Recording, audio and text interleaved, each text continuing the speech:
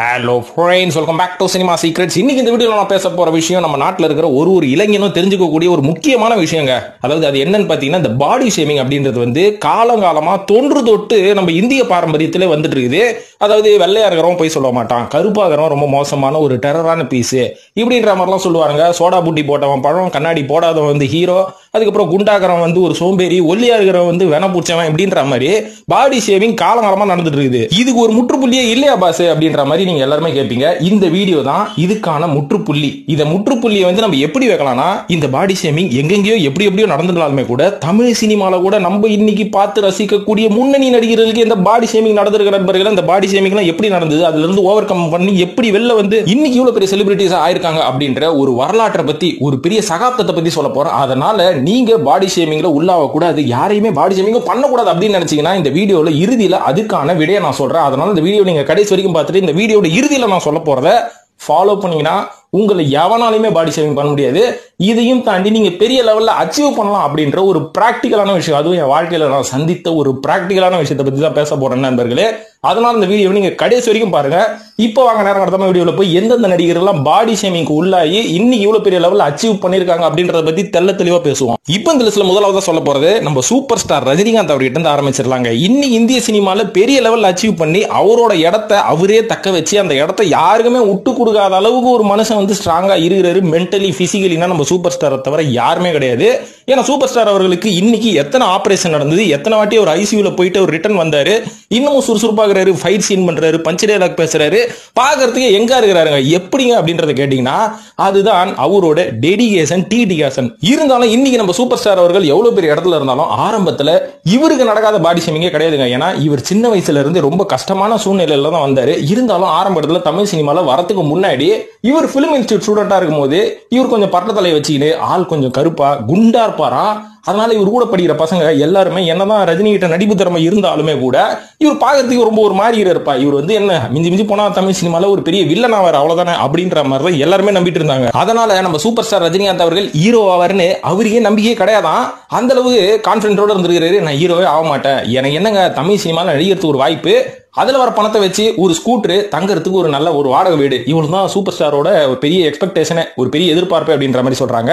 ஆனா இந்த அளவு சூப்பர் ஸ்டாரா வரதுக்கு முன்னாடி அவர் எந்த மாதிரியான பாடி ஷேமிங் வந்து அவர் வந்து அனுபவித்தார் அப்படின்னு பாத்தீங்கன்னா, படிக்கும் போது நான் சொல்லியிருக்காருல்ல, ஆள் கருப்பா கொஞ்சம் குண்டா ஒரு மாதிரி இருப்பாரு, ரவுடி லுக்ல இருப்பாரு.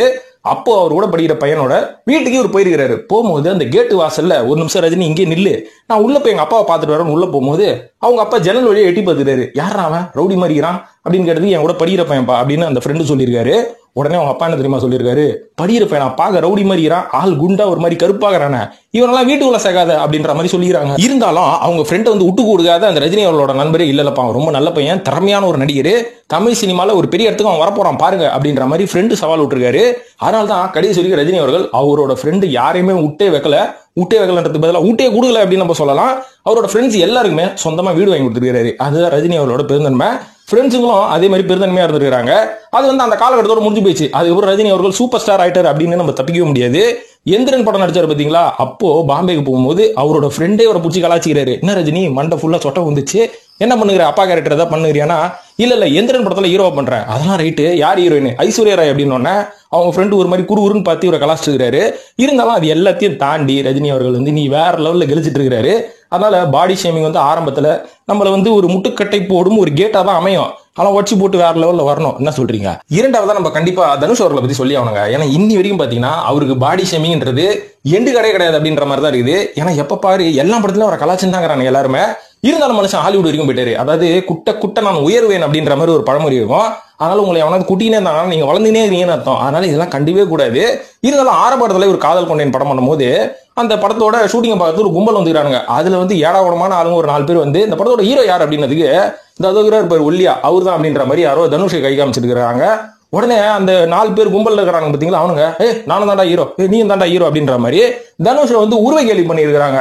இருந்தாலும் அவர் வந்து என்ன பண்ணிருக்காரு தெரியுமா, ஒண்ணும் பண்ணல, கார்ல உட்காந்து குமரி குமரி அழுது செல்வராகிட்ட போய் சண்டை போட்டுருக்காரா, என்ன ஏன் ஹீரோ ஆகினேன், நான் தான் நடிக்க வரமாட்டேன் அப்படின்ற மாதிரி தானே சொன்னேன், இப்ப பாரு இந்த மாதிரி பப்ளிக் கிட்ட எல்லாம் நான் அசிங்கப்பட வேண்டியதா இருக்கு அப்படின்னு குலுங்கி குலுங்கி எழுதவர் தான் நம்ம நடிகர் தனுஷ் அவர்கள். ஆனா அவரோட உழைப்பால உயர்வால ரஜினி அவர்களுக்கு மறுமணம் ஆனது மட்டும் இல்லாம இன்னைக்கு தனுஷோட மாமனார் தான் ரஜினி அப்படின்ற அளவுக்கு இவர் வந்து உயர்ந்திருக்கிறார் அப்படின்றது எவ்வளவு பெரிய விஷயங்க.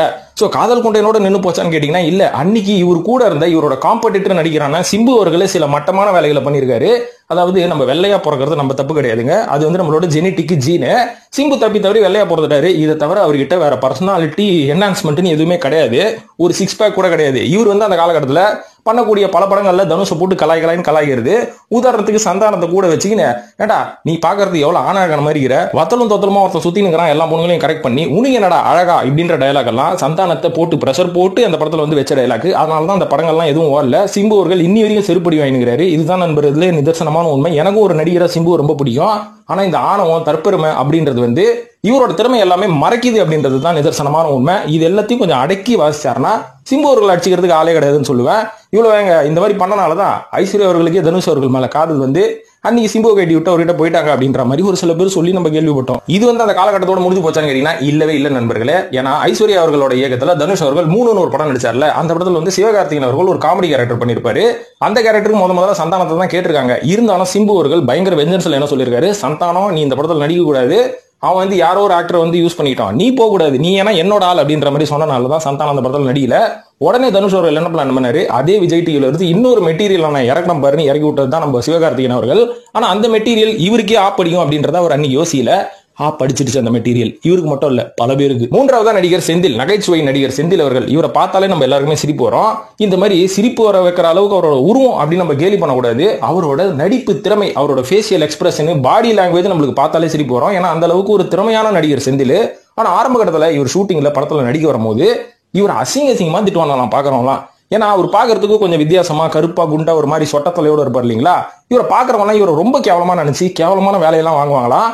அந்த காலகட்டத்தில் ஒரு படத்துல வந்து ஒர்க் பண்ணிட்டு இருக்கும் போது ஒரு சில படங்கள்ல பாக்யராஜ் அவர்கள் அசிஸ்டன்ட் டைரக்டரா ஒர்க் பண்ணும்போது செந்தில் அவர்களுக்கு நடக்கக்கூடிய அந்த பாடி ஷேமிங்க பாக்யராஜ் பார்த்துக்கிட்டே இருப்பாரா.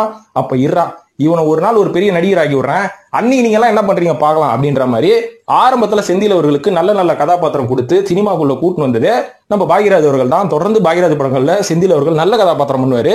இதுக்கப்புறம் மணிவண்ணன் படத்துல ஏகப்பட்ட கதாபாத்திரம் பண்ணவனதான் செந்தில் கவுண்டமணி காம்பினேஷன் வந்து செந்தில் பெரிய லெவல்ல கெளிச்சாரு. சோ அதனால ஆரம்பத்துல என்னதான் பாடி ஷேமிங் நம்மளுக்கு நடக்குதுன்னு நம்ம வருத்தப்பட்டாலுமே கூட நம்மள உயர்த்தி விடுறதுக்கு ஒருத்தன் வருவான் நம்மளோட திறமையை பார்த்து அப்படின்ற ஒரு நம்பிக்கை நம்மளுக்குள்ள என்னைக்குமே இருக்கணும். அந்த நம்பிக்கையை மட்டும் நம்ம விட்டே கொடுக்க கூடாது. இதை தொடர்ந்து நான்காவதா சொல்ல போறது நடிகர் சூரிய அவர்கள். ஏன்னா சூரிய அவர்கள் இன்னைக்கு ஒரு பெரிய ஹீரோ ஆயிட்டாரு. அவரோட படங்களுக்குன்னு ஒரு தனி ஓப்பனிங்கா இருக்கு. சோ இதுக்கு முக்கியமான காரணம் என்னன்னா சூரிய அவரோட விடாமுயற்சி விஸ்வரூப வெற்றின்னு சொல்லுவேன். ஆனா ஆரம்பத்துல இவருக்கு ஏற்பட்ட பாடி ஷேமிங், இவரை வந்து எந்த படத்துலயும் ஒரு நல்ல ரோலே கொடுக்க மாட்டாங்களா. சின்ன சின்ன ஜூனியர் ஆர்டிஸ்ட் ரோலு பார்த்தாரு, செலவு கூட காசு இல்ல, டிவி கூட காசு இல்லைன்னு சொல்லி ஹோட்டல்ல போய் கிளீனர் வேலை எல்லாம் பார்த்துருக்காரு. அந்த மாதிரி வேலை பார்த்து தான் சூரிய அவர்கள் அந்த காலகட்டத்தில் கஷ்டப்பட்டிருக்காரு. அப்போ எல்லாருமே இப்போ இன்டர்நெட்ல நீங்க சர்க்குலேட் பண்ணிட்டு இருக்கிற ஒரு பிக்சர் எதுன்னு பாத்தீங்கன்னா வின்னர் படத்துல வடிவேல் கூட சூரிய அவர்கள் நிப்பாரு பாத்தீங்களா. அடப்பாடுறா சூரிய அவர்கள் எப்படி இல்ல இந்த படத்துல உள்ள வந்தார் அப்படின்ற மாதிரி உங்களுக்கு டவுட் வரும். இந்த படத்துல ஒரு வாய்ப்பெல்லாம் கொடுக்கல. அந்த படத்தோட ஷூட்டிங்க்கு எலக்ட்ரீஷியனா போயிருக்காரு. ஆனா நடிப்பு மேல பெரிய ஆர்வம், ஒரு சீனாச்சே கேமரா முன்னாடி வந்துட மாட்டோமா அப்படின்னு சொல்லி வின்னர்ல அந்த சீன்ல நைஸா இவரே போய் உள்ள நின்றுட்டு இருக்காரு. அதுக்கப்புறம் மானிட்டர்ல பார்த்தோம்னா சுந்தர் சி ஒரே டென்ஷனா, யாரா அவன் சம்மதி மேல ஒருத்தன் உள்ள வந்து நின்னுக்கிறான், அந்த சீனை கட்டும் பண்ண முடியாது, ஓகே ஆயிடுச்சு அப்படின்னு சொல்லி வேற வழி இல்லாம அந்த சீனை வந்து அப்படியே வச்சிருக்காங்க. சூரிய அவர்களும் உள்ள கிளிக் ஆயிட்டு இருக்காரு. அதனால சூரிய அவர்கள் நிலைமையில நீ எவனா இருந்தாலும் நான் ஒரு காமெடியனாவே போயிடுறேங்க அப்படின்ற மாதிரி நம்ம இருப்போம். ஆனா அப்படி இருக்கவே கூடாது. நான் எந்த லெவலுக்கு வேணாலும் போவேன், என்ன எந்த லெவலுக்கு வேணாலும் நான் ரெடி பண்ணிப்பேன் அப்படின்ற மைண்ட் செட்ல இனி சூரிய அவர்கள் ஒரு காமெடியனா, ஒரு சின்ன ஜூனியர் ஆர்டிஸ்டா இருந்து காமெடியனா மாறி இன்னைக்கு ஒரு ஹீரோவே மாறிட்டு இருக்காரு. அதனால பாடி ஷேமிங் என்னதான் வந்தாலும் நம்ம பாடிக்கு எது ஒர்த்தா வரும், நம்ம பாடியை நம்ம எப்படி டெவலப் பண்ணணும் அப்படின்ற ஒரு நெருப்பு உங்களுக்குள்ள இருக்கணும். இதே மாதிரி 5வது தளபதி விஜய் பத்தி சொல்ல வேணும். தகரடப்பா மூஞ்சி அப்படின்னு ஒரு பெரிய பத்திரிகை அந்த காலகட்டத்தில் இவர் விமர்சனம் பண்ணி எழுதினாங்க. இதெல்லாம் நியாயமா? மனசாட்சியில அந்த பத்திரிகைக்கு எழுதினவன் அவன் கையை ஒடிக்குவானா அப்படின்ற மாதிரி தான் தோணும். எப்ப தோணும்? விஜய் அவர்கள் இன்னைக்கு இருக்கிற நிலைமையை பார்த்து. அதாவது அந்த காலகட்டத்தில் நாளைய தீர்ப்புன்னு ஒரு படத்துல இவர் அறிமுகமான புதுசுல நிறைய பத்திரிகைகள் வந்து படத்தை விமர்சனம் பண்ணாம தமிழ் சினிமாவுக்கு ஒரு இளம் நாயகன் கிடைச்சி விட்டான் அப்படின்ற மாதிரி கொஞ்சம் செலிப்ரேட் பண்ணாங்க. ஆனா அந்த ஒரு பத்திரிகை மட்டும்தான் தகரடப்பா மூஞ்சி எல்லாம் ஹீரோ ஆயிடுச்சு அப்படின்ற மாதிரி சொன்னாங்க. ஆனா ஒரு காலகட்டத்துக்கு அப்புறம் அதே பத்திரிகை இவரோட பேட்டிக்காக வெயிட் பண்ண காலகட்டம்லாம் இருக்குது. அதுதான் வளர்ச்சி. இந்த மாதிரி தகரடப்பா மூஞ்சின்னு சொன்னனால விஜய் அவர்கள் குமரி ரூம்ல போய் எழுதிருக்காரு, ஃப்ரெண்ட்ஸ் எல்லாம் எழுதிருக்காரு. இருந்தாலும் அவங்க ஃப்ரெண்ட்ஸுங்க எல்லாம் கவலைப்படாத, நீ ஒரு நாள் ஒரு பெரிய ஹீரோ ஆவ, நீ தொடர்ந்து உழைத்து கொண்டே இரு அப்படின்ற மாதிரி சொன்னனால ஆரம்பத்துல விஜய் அவர்கள் ட்ரெயின்டு டான்சர் கூட கிடையாதுங்க. அவரு மத்தவங்களை பார்த்து பார்த்து நடனத்தை வந்து நல்லா உத்து கவனிச்சு அவரா செல்ஃப் மேடு சுயம்புன்னு சொல்லுவாங்கல்ல, அந்த மாதிரி சுயம்பா வந்தவர் தான் தளபதி விஜய் அவர்கள். என்னதான் அவரோட அப்பா வந்து ஆரம்பத்துல அவரோட கெரியர் பூஸ்ட் பண்றதுக்கு உதவினாலுமே கூட இன்னி வரைக்கும் அவரோட இடத்த அவர் தான் தக்க வச்சிட்டு இருக்கிறத தவிர கூட யாரும் சேர்ந்து ஹெல்ப் எல்லாம் பண்ணல. அவரோட முழு திறமை, அவரோட ரசிகர்களோட அன்பு அப்படின்னு நம்ம சொல்லலாம். ஏன்னா விஜய் அவர்கள் ஆரம்பத்துல அதாவது என்ன படங்க, நாளைய தீர்ப்புக்கு அப்புறமா ஒரு சில படங்கள் நடிச்சாரு. செல்வா தேவா அப்படின்ற படம் எல்லாமே எஸ்ஏசி பையன் அப்படின்ற மாதிரி தான் ஒரு இமேஜ் இருந்தது. பூவை உனக்காக ரிலீஸ் ஆனவனு தான் இவர் தான் விஜயா, இவரோட அப்பா தான் அந்த எஸ் ஏ சந்திரசேகரா அப்படின்ற அளவுக்கு காலகட்டம் மாறிச்சு. அதுக்கப்புறம் விஜய் அவர்களுக்கு வெற்றி மேல் வெற்றி இருந்தாலும் அதுக்கப்புறமா ஒரு சில மாண்புமிகான படங்கள்லாம் அவர் நடிக்கும் போது அந்த படமும் ஃபிளாப் ஆச்சு. மறுபடியும் ஒரு வெற்றி கனியை பறிக்கிறதுக்கு விஜய் அவர்கள் பல வருஷம் போராடினாரு. ஆனால் அவர் இன்னைக்கு 200 கோடி 100 கோடி வாங்கினாலும் வயிறு எறியாதீங்க. பல வருடம் கடினமான உழைப்பு, ரொம்ப காலம் இவர் கூட வந்த ஹீரோக்கள் எல்லாரையுமே ஓவர்டேக் பண்ணி இவர் நம்பர் 1ல நிக்கிறது தான் முக்கியமான காரணம். அதனால இந்த 100 கோடி 200 கோடின்றதெல்லாம் ஜஸ்ட் ஒரு ரிவார்டு தானே தவிர இவரோட அச்சீவ்மெண்ட்ஸுக்கு அதெல்லாம் ஒண்ணுமே கிடையாதுன்னு தான் நான் சொல்லுவேன். இதே மாதிரி நடிகர் விஜய் சேதுபதி அவர்களுக்கும் இந்த மாதிரி பாடி ஷேமிங் நடக்கல அப்படின்னு சொன்னா நம்ப போறீங்க? ஆரம்பத்துல ஒரு பெரிய நடிகை, அவங்க வந்து ஒரு பெரிய தெலுங்கு நடிகரோட பையனுக்கு வாக்கப்பட்டாங்க. இன்னைக்கு அவரை டிவோர்ஸ் பண்ணிட்டு அவங்க தனியா இருக்கிறாங்க, வேற ஒரு கல்யாணம் பண்ணி போறேன்னு சொல்றாங்க. ஒரு பெரிய நடிகை தான், ஒரு பாட்டியே 2 கோடி ரூபாய் சம்பளம் வாங்குற நடிகை. அந்த நடிகை வந்து ஆரம்பத்துல விஜய் சேதுபதி பீட்சா அப்படின்ற ஒரு படத்தை நடிச்சு ரிலீஸ் பண்ணும்போது இவெல்லாம் ஹீரோவா, இவன் படத்தெல்லாம் நான் தேட்டர்ல வந்து பார்க்க மாட்டேன் அப்படின்னு சொன்னாங்களாம். அதுக்கப்புறம் அந்த படம் பார்த்துட்டு முடிச்சு வெளில வந்தோன்னே அதே விஜய் சேதுபதிக்கு ரசிகை ஆயிட்டாங்களாம். அந்த அளவுக்கு ஒரு பாடி ஷேமிங் விஜய் சேதுபதி அவர்களுக்கு அந்த காலகட்டத்தில் நடந்திருக்கு. இதையும் தாண்டி பாலிவுட்ல ஒரு நடிக்கும் போது இன்னி வரைக்கும் பாலிவுட்ல ஒரு பயங்கரமா கலாய்க்கிறாங்களாம். என்னப்பா இவ்வளவு பெரிய செலிபிரிட்டியா இருக்க, கோடிக்கணக்கில் சம்பளம் வாங்குற, 4000 ரூபாய் ஃபாஸ்ட் ட்ராக் வாட்ச் கட்டுனுங்கிற, 2000 ரூபாய் செருப்பு போட்டுனுங்கிற அப்படின்ற மாதிரி கலாய்ப்பாங்களாம். இருந்தாலும் விஜய் சேதுபதி என்ன சொல்லுவாராம், எனக்கு எது கம்ஃபர்டபுளா இருக்கும் நான் அதை மட்டும் தான் போட்டுக்கிட்டு அதை மட்டும் தான் பண்ணிட்டு வெளில வருவேனே தவிர உங்களை மாதிரி 1 லட்ச ரூபாய்க்கு சூட் எல்லாம் போட்டு நான் பந்தா காமிக்க மாட்டேன், எனக்கு அது பிடிக்காது. இதனாலேயே இந்த மாதிரி கெட் டுகெதர்ல எல்லாம் போடும்போது விஜய் சேதுபதி கலந்துக்கவே மாட்டாராம். ஏன்னா போனா அவரோட ட்ரெஸ்ஸிங் சென்ஸை பார்த்து கலாய்ப்பாங்க அப்படின்னு. அதனால இன்னி வரைக்கும் அவர் எத்தனை பேர் ஹியூமிலியேட் பண்ணாலுமே கூட அவர் கண்டுக்கிறதே கிடையாது. போடா வெண்ணைகள் அப்படின்ற மாதிரி அவங்கள தூக்கி போட்டு அவரோட வாழ்க்கையை அவர் ஜாலியாக என்ஜாய் பண்ணிட்டு தான் இருக்காரு. அந்த ஒரு மனசு நம்மளுக்கு என்னைக்குமே இருக்கணும். நம்மள ஒருத்தன் கலாய்க்கிறான்னு சொல்லி அதை நினைச்சு வருத்தப்படாம அவன் ஒரு தற்குறி, போடா என்ன கலாச்சிட்டு போ, நான் என் வேலையை பாக்குறேன்னு உங்களுக்கு பிடிச்ச விஷயத்த நீங்க செஞ்சுட்டே இருக்கணும். அவ்வளவுதான், வேற எதுவுமே வந்து நம்ம யோசிக்கவே கூடாது. இதே மாதிரிதான் அடுத்ததா சொல்ல போற 7வது சொல்ல போற நடிகை இலியானா டிக்ரூஸ். பாக்குறதுக்கு என்னப்பா சூப்பரா இருக்குது இந்த பொண்ணு, நல்ல கர்வ்ஸ் அப்படின்ற மாதிரிலாம் சொல்லுவீங்கல்ல. ஆனா 13-14 வயசுலயே இந்த அம்மா வந்து பாடி ஷேமிங் பண்ணி புல்லிங் பண்ணி இவங்களுக்கு பிடிடின்னு ஒரு பிரச்சனையே வந்திருக்குதான். அதாவது என்னன்னா பாடி டிஸ்மார்பிக் டிசார்டர் அப்படின்ற மாதிரி சொல்றாங்க. இது எதனாலனா சின்ன வயசுல இருந்து என்ன பாடி ஷேம் பண்ணி என் பாடி பார்ட்ஸ் எல்லாம் வந்து என்ன இப்படி அசிங்கமா இருக்கா அப்படின்னு ஸ்கூல் வயசுல இருந்து என்ன கலாச்சி எனக்கு ஒரு டிசார்டர் வந்து இந்த டிசார்டர்னால நான் இன்செக்யூரா ஃபீல் பண்ணுவேன், பப்ளிக் பிளேஸ் எங்கேயுமே போக மாட்டேன், யாராவது ஒருத்தங்க கலாச்சா சோர்ந்து நான் உட்காந்துருவேன் அப்படின்ற மாதிரிலாம் சொல்றாங்க. இவங்களோட விஷயத்துல இருந்து நம்ம ஒரு விஷயம் என்ன கத்துக்கணும் அப்படின்னு பாத்தீங்கன்னா, என்னதான் இலியானா அவர்கள் இன்னைக்கு அவங்களோட பாடி ஷேப்புக்காக தான் உங்களுக்கு ஏகப்பட்ட ஃபேன்ஸ் வந்தாலுமே கூட அன்னைக்கு அந்த பிரச்சனை நடந்தனால அதுல இருந்து இன்னி வரைக்கும் அவங்களால வெளில வர முடியாம ட்ரீட்மெண்ட் எடுத்துட்டு இருக்காங்க. அதனால ஒருத்தர் நம்ம பாடி ஷேமிங் பண்ணும்போது ஒரு தடவைக்கு 10 தடவை யோசிச்சுவாங்க, அது அவங்களை எந்த அளவுக்கு ஹர்ட் பண்ணுன்னு சொல்லி அதை கொஞ்சம் யோசிச்சுட்டு தான் நம்ம பண்ணணுமே தவிர முட்டாள்தனமா நீ பெரிய பருப்புன்னு சொல்லி உன் முன்னாடி இருக்கிறவங்க வந்து சாதாரண ஒரு சப்பன்னு சொல்லி நீங்க கலாய்க்க கூடாது. அதுக்கப்புறம் அவங்களுக்கு இது வந்து ஒரு பெரிய டிசார்டரா மாறதுக்கு கூட வாய்ப்பு இருக்கு நண்பர்களே. இப்ப அடுத்ததா 8வதா சொல்ல போறது நம்ம நடிகர் சத்யராஜ் அவர்கள். சத்யராஜ் அவர்கள் பாக்குறதுக்கு என்னப்பா 6 அடி ஹாலிவுட் ஆக்டர் மாதிரி இருக்காருன்னா, எப்பா பாக்குறதுக்கு கரண்ட் கம்ப மாதிரி இருக்க, உனக்கு எல்லாம் ஹீரோ சான்ஸா, பல்லு வேற எடுப்பாகுது அசிங்கமாகிற பாக்குறதுக்கு அப்படின்ற மாதிரி சொல்லுவாங்களாம். அதனாலதான் அந்த காலகட்டத்திலேயே 80s காலகட்டத்திலேயே இவர் வந்து பல்லுக்கு வந்து பிளாஸ்டிக் சர்ஜரி பண்ணி அவரோட உதட வந்து கொஞ்சம் அழகாக்குனாரு. ஆனா உயரத்தை குள்ளமா ஆக முடியும் 6.2 தான், அவ்வளவுதான். சோ அதனால அவரோட உயரத்துக்கு என்ன வேணும், அந்த காலகட்டத்தில் வில்லனா தான் யூஸ் பண்ண போறாங்க அப்படின்னு சொல்லி ரஜினிக்கெல்லாம் ஒரு வில்லனா யூஸ் பண்ண வச்சாங்க.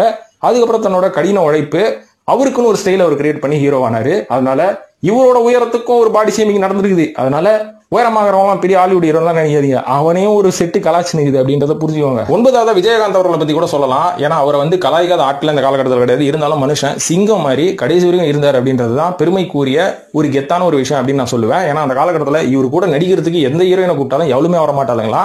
ஏன்னா ஆள் பார்க்க கருப்பாகிறாரு, நல்லா வரமாட்டேன், இவருக்குள்ள நடிக்க மாட்டேன், அப்புறம் என் இமேஜ் என்ன வருது அப்படின்னு சொன்னவங்க இவர் ஒரு பெரிய ஹீரோவா ஆனதுக்கு அப்புறம் வலிஞ்சு வந்து நடிச்சாங்க. அதுதான் வந்து வரலாறு அப்படின்னு நான் சொல்லுவேன். சோ நண்பர்களை இப்போ ஒரு 9 நடிகர்கள் சொல்லியிருக்கேன். 10வதா சொல்ல போற நடிகர் யார் அப்படின்றதுக்கு முன்னாடி அந்த 10வதா நீங்க யாரை பத்தி தெரிஞ்சுக்கிட்டீங்க அப்படின்ற உங்களோட அனுபவத்தை இந்த கமெண்ட்ல போடுங்க. இப்போ இந்த வீடியோட ஆரம்பத்துல நான் சொன்னேன்ல, இந்த பாடி ஷேமிங்ல இருந்து ஓவர் கம் பண்றதுக்கு என்ன பண்றதுன்னு, அந்த ஓவர் கம் பண்றதுக்கு 2 விஷயம் இது. அந்த 2 விஷயத்த பண்ணீங்கன்னா உங்க வாழ்க்கையில பாடி ஷேமிங்கே நடக்காது. அப்படியே உங்களை ஒருத்தன் பாடி ஷேமிங் பண்ணானா அவன் தற்கொலைன்னு தூக்கி போட்டு போயினருங்க. அது என்ன மேட்டர்னா, இப்ப இந்த நடிகர்களை வச்சு நான் சொல்லும் போது இவங்க எல்லாருமே அவங்களோட கெரியரோட ஆரம்ப கட்டத்தில் பாடி ஷேமிங் அனுபவிச்சாங்க. ஆனா இன்னைக்கு அவங்கள பார்த்து செல்ஃபி எடுக்காத ஆட்களே கிடையாது, இன்க்ளூடிங் யோகி பாபு. யோகி பாபு நடிகரா வரதுக்கு முன்னாடி சாதாரணமா ரோட்ல நடந்து போயிருந்தா கலாய்க்காத ஆட்களே இருக்க முடியாது. இன்னைக்கு பப்ளிக்ல போனா கிட்டத்தட்ட ஒரு 1000 பேர் அவர்கிட்ட செல்ஃபி எடுப்பான். சோ அந்த அளவுக்கு அவர் வளர்ந்ததுதான் முக்கியமான காரணமே தவிர, இன்னைக்கு அவர் வளர்ந்தனால அவரோட புகழும் பேரும் தான் எல்லார் கண்ணுக்குமே தெரியுதே தவிர அவரோட குறைகள் யார் கண்ணுக்கும் தெரியல. அதனால ஃபர்ஸ்ட் திங்கு, நீங்க எந்த மாதிரியான ஒரு பாடி ஷேப்ல இருந்தாலுமே கூட அதை நீங்க பாசிட்டிவ் ஆக்கி அதை வச்சு நீங்க என்ன பண்ண முடியும் அப்படின்றத பத்தி தான் நீங்க ஃபர்ஸ்ட் யோசிக்கணும். வாழ்க்கையில அச்சீவ் பண்ணணும். பெரிய பாப்புலாரிட்டிக்கு வரணுமோ இல்லையோ, நம்ம இருக்கிற டிபார்ட்மெண்ட்ல நம்ம ஒரு பெரிய ஆள் ஆகணும். பிச்சைக்காரனா இருந்தா கூட நம்பர் 1 பிச்சைக்காரனா ஆகணும் அப்படின்ற அளவுக்கு உங்களோட துறையில நீங்க பெரிய ஆள் ஆகிறதுக்கான முயற்சிகளை நீங்க எடுத்தாதான் உங்களோட குறைகள் யார் கண்ணுக்கும் தெரியாது, உங்களோட நிறைகளும் அச்சீவ்மெண்ட்டும் தான் எல்லார் கண்ணுக்கும் தெரியும். அதனால first you have to try for the achievements. இரண்டாவது, இருந்தாலும் போப்பா நீ சப்பக்கட்டு கட்டுனுக்கிற, நான் குண்டா இருக்கிறேன், நான் என்னதான் அச்சீவ் பண்ணாலுமே கூட என்ன கண்ணாடியில் பாக்குறதுக்கு நான் குண்டா இருக்கிறேன், ஒல்லியா இருக்கிறேன், வெள்ளையா இருக்கிறேன், கருப்பா இருக்கிறேன், கண்ணாடி போட்டுருக்கேன், கண்ணாடி போடல அப்படின்ற மாதிரி ஏதாவது ஒரு குறை எனக்கு தெரியுது, பாக்குறதுக்கு நானும் கொஞ்சம் நல்லா இருக்கணும், எனக்கே ஒரு செல்ஃப் சாட்டிஸ்பாக்சன் வேணும் அப்படின்ற மாதிரி சில பேர் கண்டிப்பா கேட்பீங்க. அவங்களுக்கு நான் என்ன சொல்லுவேன்னா, நீங்க ஹெல்த்தியான லைஃப் ஸ்டைலை ஃபாலோ பண்ணணும். அதை தவிர வேற எந்த வழியும் கிடையாது. நீங்க மேக்கப் போடுறேன், பியூட்டி பார்லருக்கு போய் யார் மசாஜ் பண்றேன், மூஞ்சி மசாஜ் பண்றேன், அப்புறம் ஃபாரின்ல போயிட்டு ஹேர் டிரான்ஸ்பிளான்ட் பண்றேன், இந்த எந்த விஷயமும் தேவையே கிடையாது. எதனாலன்னு பாத்தீங்கன்னா, இன்னைக்கு உங்களுக்கு இருக்கிற இந்த பிரச்சனைகளுக்கு எல்லாத்துக்குமே காரணம் உங்களோட அன்ஹெல்தி லைஃப் ஸ்டைல் தான். அந்த அன்ஹெல்தி லைஃப் ஸ்டைலை வர வச்சதே இந்த கார்பரேட் தான். மறுபடியும் அந்த அன்ஹெல்தி லைஃப் ஸ்டைல் வந்ததுக்கு அப்புறம் நீங்க படாத பாடு பட்டு இருக்கக்கூடிய இந்த நேரத்துல உங்களுக்கு ரெமிடியா வரப்போறதே அதே கார்பரேட் கம்பெனி நடத்தும் ஒரு சில காஸ்மெட்டிக் கம்பெனிஸ் தான். சோ அதனால இந்த ஒரு வலைக்குள்ள நீங்க சிக்கிக்காதீங்க. அப்படியே சிக்கிக்கிட்டாலும் வெளில வரணும்னா ஹெல்த்தி லைஃப் ஸ்டைல மெயின்டைன் பண்ணுங்க. ஹெல்த்தி லைஃப் ஸ்டைல்னா என்னங்க பண்ணணும், கொஞ்சம் புரியுற மாதிரி சொல்லுங்க அப்படின்னா, இருக்கிற ஆப் எல்லாத்தையும் அன்இன்ஸ்டால் பண்றீங்க. யூடியூப் அன்இன்ஸ்டால் பண்ண முடியாது. அதனால நான் சொல்றதை நீங்க கேட்டுதான் ஆகணும். தேவையில்லாத ஆப் எல்லாம் பார்த்து, தேவையில்லாத அந்த இன்ஸ்டாகிராம் இன்ஃபுளுசர் எல்லாம் பார்த்து நீங்க ஃபாலோ பண்றதை விட்டுட்டு ஒரு வேலையை சாப்பிட்ற சாப்பாடை ஹெல்த்தியா வீட்டில் சமைச்சதா சாப்பிடுங்க. தயவு செய்து ஹோட்டல் பக்கம் போகாதீங்க. அதுவும் சென்னையில அண்ணா நகர்னு ஒரு ஏரியா இருக்குங்க. அந்த ஏரியாவில் இருக்கிறவன பொண்ணு எடுக்கிறதும் பையன் எடுக்கிறதும் படாத பாடு போடணும். ஏன்னு தெரியுங்களா, ஒரு பெரிய சாபக்கேடுன்னு சொல்லுவேன். அதுக்கப்புறம் அந்த ஏரியாக்காரன் அடிக்க வர போறான். ஏன்னு பாத்தீங்கன்னா, ஊர்ல இருக்கிற அத்தனை பிரியாணி கடையும் அண்ணா நகர்ல தான் இருக்குது. ஓட்டு போட கூட ஒரு பையன் கியூல நிக்கல. ஆனா அந்த 11 மணி பிரியாணி வாங்குறதுக்கு அவன் கியூ கட்டி 2 கிலோமீட்டர் நின்னுக்கிறானுங்க. இந்த மாதிரி தின்னா உன் கட்டு, உன் குடல் என்ன ஆகுறது, உன் உடம்பு என்ன ஆகுறது அப்படின்ற மாதிரி தான் யோசிக்க தெரியுது. அதாவது இதுக்கு ஒரு உதாரணமே சொல்லலாம். அதாவது என்னையே எடுத்துக்கோங்களேன், நானே என் நண்பரும் 2 பேரும் ஃபுட்டிலாம் கிடையாது. நான் சத்தியமா ஃபுட்டியே கிடையாது. ஒரு வேளை சாப்பிட்றதா இருந்தாலும் வீட்டில் சமைச்சு கொஞ்சம் ஹெல்த்தியா சாப்பிடுவேன். நான் வாரத்தில் ஒரு நாள் எங்கேயாவது பிரியாணி சாப்பிடுவேன், இல்ல மாசத்துல ஒரு நாள் சாப்பிடுங்க, அந்த மாதிரி தான். ஸோ ரெகுலரா ஜிம்முக்குலாம் போய் எக்ஸசைஸ்லாம் பண்ணிருப்பேன். இதே மாதிரி என் ஃப்ரெண்டு ஒருத்தங்கிறான், அவன் தெரியுமா பண்ணுவான், ஜிம்முக்குலாம் போறதே கிடையாது, வாரத்துல 4 நாள் பிரியாணி கட்டுன்னு கட்டுவான். கட்டுனா நோ கட்டு கிடையாது, நல்லா செம கட்டு கட்டுவான். அதுவும் கடைக்கடையா தேடி கண்டுபிடிச்சு பிரியாணி சாப்பிடுவான். அந்த மாதிரி ஒரு ஆளு. நாங்க 2 பேரும் இதே மாதிரி அண்ணா நகர்ல போய் அவன் கம்பல் பண்ணானேன்னு சொல்லி அந்த பிரியாணி வாங்கி சாப்பிடலான்னு போனோம். சாப்பிட்டு முடிச்சேன். 2 நாள் என்னால முடியவே இல்லை, நடக்கவே முடியலங்க. படுத்த படுக்கை ஆயிட்டேன். அந்த பிரியாணி சாப்பிட்ட அந்த கட்டை கிளீன் பண்றதுக்கு 3 நாள் நான் வேற தான் இருந்தேன். எதுவுமே சாப்பிடாம வயிற்று காய போட்டேன். அதுக்கப்புறம் நானே இந்த நிலைமையில இருக்கிறேன். என் ஃப்ரெண்டு என்னான்னு ஃபோன் பண்ணி பார்த்தா, அந்த 5 நாள்ல நான் ரெக்கவர் ஆகிற 5 நாள்ல அவன் 4 வாட்டி பிரியாணி சாப்பிட்டானா. இப்போ அவன் உடம்பு எதுவும் ஆகலையா, நல்லா இருக்கிறியா அப்படின்னு கேட்டா, எனக்கு மாத்திரை போட்டு அடுத்த நாள் நான் பிரியாணி போய் சாப்பிட ஆரம்பிச்சிட்டேன். அதாவது மாத்திரை போட்டு கூட நான் சாப்பிடுவேன், ஆனா சாப்பிட்றத நான் நிறுத்த மாட்டேன் அப்படின்ற மாதிரி மென்டலியும் அஃபெக்ட் ஆயிட்டான். இந்த மாதிரி அன்ஹெல்த்தியான லைஃப் ஸ்டைல் உள்ள போனீங்கன்னா கண்டிப்பா நீங்க ஒபீஸும் ஆவீங்க, அண்டர் வெயிட்டும் ஆவீங்க, சோடா புட்டி போடணும், முடி கொட்டும், ஆள் கருத்து போவீங்க, வெள்ளையா இருந்தாலும் பிம்பிள்ஸ் வரும். இந்த பிரச்சனைகள் தான் வெளில வரணும்னா ஐடியல் வெயிட்டை மெயின்டைன் பண்ணுங்க. என்ன வேணாலும் சாப்பிடுங்க, வீட்டில் குக் பண்ண சாப்பிடுங்க, ஹோட்டல் ஃபுட்ஸை முடிஞ்ச அளவு அவாய்ட் பண்ணுங்க.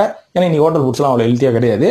ஐடியல் வெயிட், உங்க ஹைட்டுக்கு என்ன வெயிட்டோ அந்த வெயிட்டை நீங்க மெயின்டைன் பண்ணாலே பார்க்கறதுக்கு ரொம்ப அழகா இருப்பீங்க. வேற எதுவுமே பண்ண தேவையில்ல. ஸோ இதை சொல்லிக்கிற நண்பர்களே, இதை சொல்லி இந்த வீடியோ முடிச்சுக்கிறேன். இருந்தாலும் எனக்கு கொஞ்சம் டீட்டெயில்டா இந்த பாடி மெயின்டெனன்ஸ் எப்படி பண்ணணும், கொஞ்சம் பாடி எப்படி கரெக்டா ஐடியல் வெயிட்டு கொண்டு வரணும் அப்படின்னு நீங்க விருப்பப்பட்டீங்கன்னா இந்த வீடியோக்கு ஒரு 1000 லைக் கிட்ட போடுங்க. அதுக்கான எக்ஸ்க்ளூசிவான வீடியோவை நான் வருங்காலங்களில் போடுற நண்பர்களே. இந்த வீடியோ பார்த்ததுக்கு நன்றி. இது பற்றி உங்களோட கருத்துக்களை கமெண்ட்ல போட்டு நம்ம சேனலையும் சப்ஸ்கிரைப் பண்ணிட்டு ஃபாலோ பண்றீங்க.